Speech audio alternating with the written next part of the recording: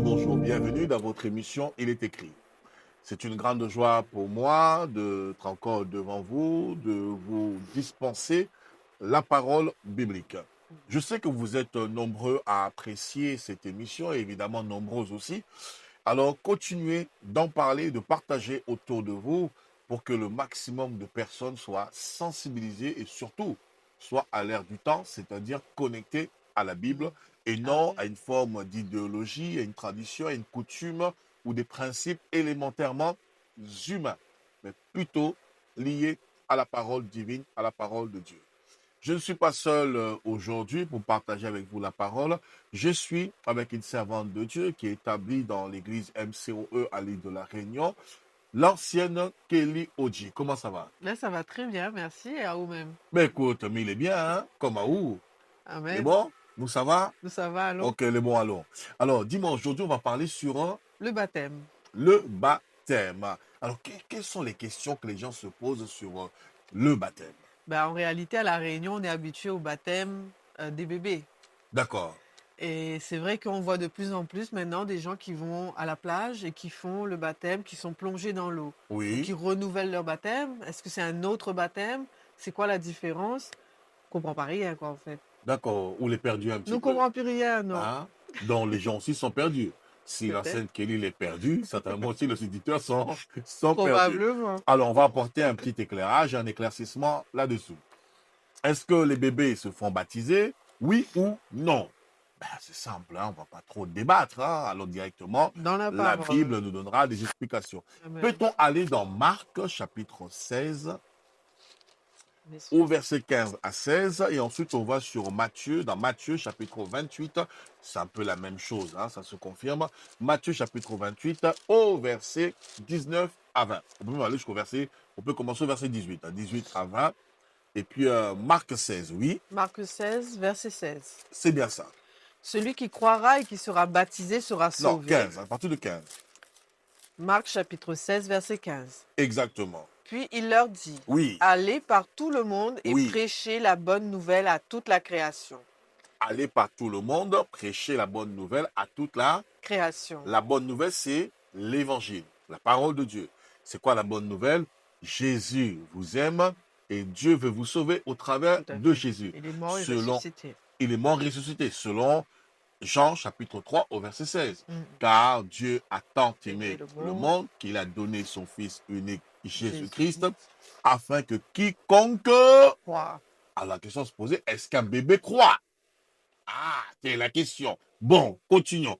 Afin que quiconque croit en lui soit Sauvé. sauvé. Donc, on est sauvé à partir du moment où on croit On en croit. Jésus. Et on croit en Jésus à partir du moment où on reçoit la parole, la bonne nouvelle qui a été prêchée. Alors, la vraie question, est-ce que le baptême des bébés est biblique? Non. Est-ce que le baptême de bébé fait partie de la parole de Dieu? Non. Pas du tout. Est-ce que le baptême des bébés est un sacrement de l'Église? Non, pas du tout. Wow. Puisque ce n'est pas une institution qu'on retrouve dans Dans la la Bible. Bible. Alors, si quelqu'un trouve ça dans la Bible, alors je ne ferai plus d'émission. Il est écrit, je ne passerai plus au canal austral et même j'arrêterai d'être pasteur.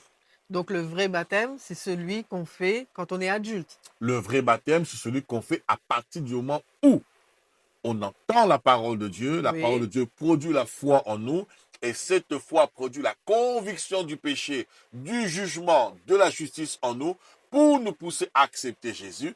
Et lorsqu'on accepte Jésus, c'est qu'on est en âge, on est apte, on a pleinement sa conscience, on a pleinement son intelligence, et on va faire un acte volontaire d'accepter Jésus.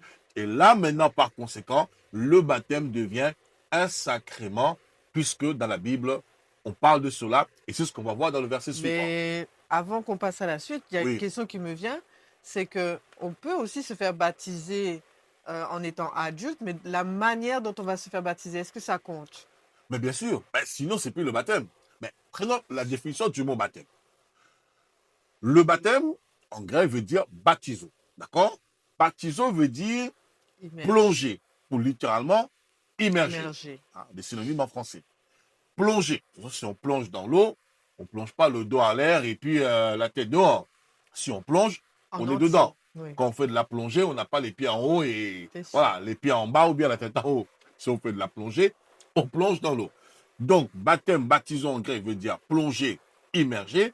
Donc, le principe du baptême, c'est être immergé. C'est la première des choses. Deuxième des choses, c'est le baptême en quoi? En qui?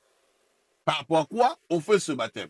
Et c'est là où on va comprendre véritablement en quoi consiste le baptême. À la fois d'être plongé, mais à la fois, il faut qu'il soit lié, associé à Dieu. Sinon, Bien autrement, sûr. le fait d'aller se baigner à la mer, c'est une C'est un manière de se faire. baptême. C'est un baptême. On peut aussi l'appeler baptême.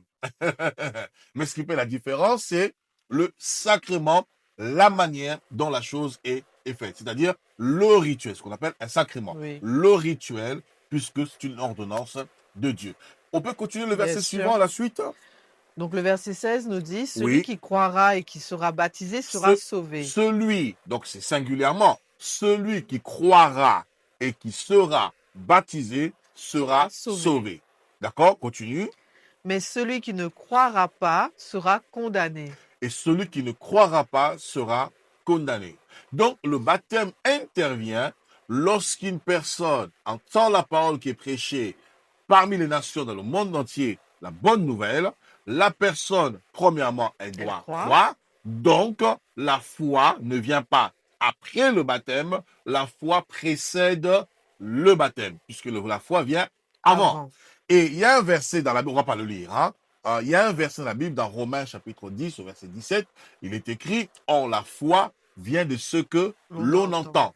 Et ce qu'on entend vient de la parole de Dieu. » Il y en a qui vont dire la Bible, c'est pas la parole de Dieu. Ça, c'est encore un autre débat, ou je dirais même, ça fera sujet d'un autre enseignement ou d'une autre instruction pour aider les personnes qui nous suivent. Donc, ici, on comprend que le baptême, en fait, vient après la foi. Lorsqu'on accepte Jésus, on croit en Jésus. À partir de ce moment, lorsqu'on croit en Jésus, on doit aller jusqu'au bout de la démarche de la conversion, c'est-à-dire sceller cette foi qu'on a en Jésus par le baptême. Alors, si je prends ça un peu à la manière humaine, on peut dire que le baptême, c'est comme l'alliance. D'accord? C'est le sceau à notre foi. C'est-à-dire, lorsqu'on accepte Jésus comme Seigneur et Sauveur, c'est la confession qu'on fait d'épouser une femme. Lorsqu'on va devant Monsieur le maire, voulez-vous épouser telle personne ou telle personne? Ok, au singulier, au masculin, au féminin ou au masculin. Ok, d'accord, ok. Ensuite, on vous demande après de sceller cet engagement-là par l'anneau, l'alliance. Donc, le baptême, c'est un peu comme cette symbolique, cette alliance qui vient sceller l'engagement, la confession de foi d'accepter Jésus-Christ comme Seigneur et Sauveur. Donc, ce que tu veux dire, c'est que lorsque on reçoit le baptême, il faut d'abord qu'on ait la conviction que ce qu'on entend éveille en nous la foi. Il faut d'abord entendre la parole de Dieu et que la parole produise la foi en nous. Et par cette foi, on accepte Jésus-Christ comme Seigneur et Sauveur. Et à partir de ce moment-là, et seulement après ça, on passe par les eaux du baptême. Alors maintenant, disons clairement, est-ce qu'un bébé, un nouveau-né, comprend l'évangile? Est-ce qu'un nourrisson comprend l'évangile? Alors il y en a qui vont dire non, mais on le fait simplement pour le préparer pour que demain, qu'il soit disposé, qu'il ait la protection de Dieu. Non, on peut présenter l'enfant au temple, on peut le présenter à l'église, c'est pas un problème, mais faire baptiser un enfant, ce n'est pas biblique.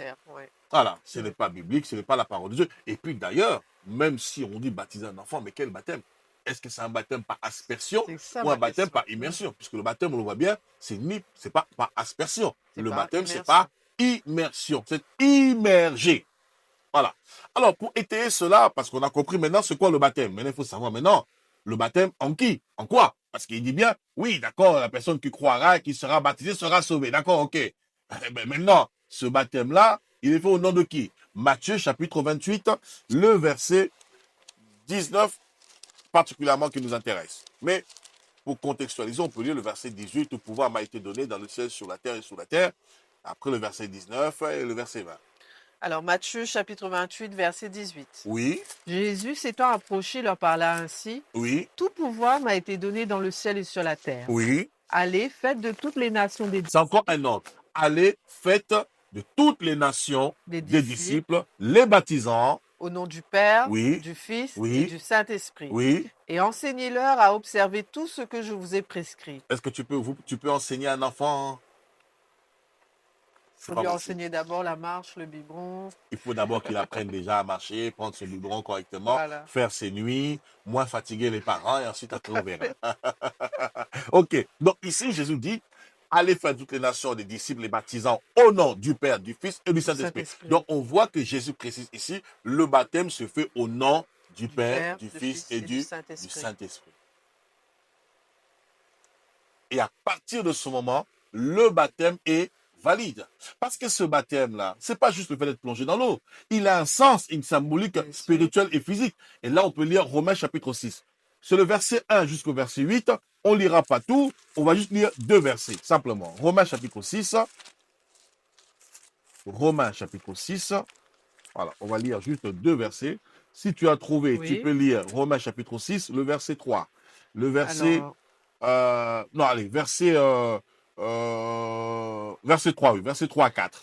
Ignorez-vous que nous tous, qui avons été baptisés en Jésus-Christ, c'est en sa mort que nous avons été baptisés. Donc, lorsque nous sommes baptisés, c'est en sa mort. Ça veut dire on se conforme à la mort de Jésus. Nous acceptons de mourir avec Jésus. Ça veut dire mourir quant au plaisir de la vie.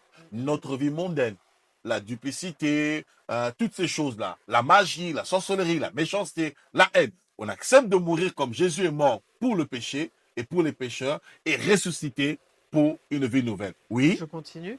Nous avons donc été ensevelis avec lui par Donc le nous avons baptême été enterrés en sa avec lui par le baptême de sa mort. Donc lorsque nous plongeons dans l'eau, nous sommes ensevelis par le baptême en sa mort. Ça veut dire nous mourrons aussi véritablement avec lui. Amen. Afin que comme Christ est ressuscité des morts par la gloire du Père, de même, nous aussi, nous marchions en nouveauté de vie. Et lorsque nous ressortons de l'eau, c'est une nouvelle vie qui commence, la vie de foi. Et c'est ce que 2 Corinthiens chapitre 5, verset 17 nous annonce.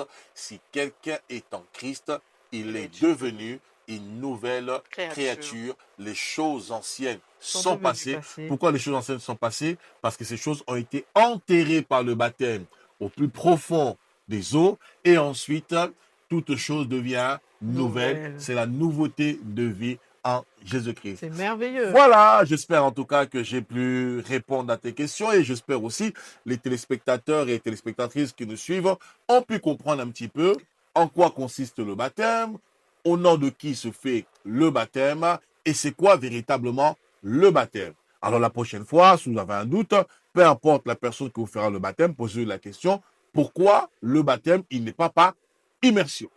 Et vous aurez toutes les réponses. En tout cas, merci à vous. Si vous avez des questions, n'hésitez surtout pas, contactez-nous au 06 93 32 51 45 ou venez nous visiter à l'église MCOE au 128 rue du Waki, à la rivière Saint-Louis, ici même. Oui, nous sommes basés à l'île de la Réunion. Allez, ciao! Contactez le pasteur Steve Kunda, contactez notre secrétariat au 06 93 32 51 45. Quand les femmes adorent, que se passe-t-il?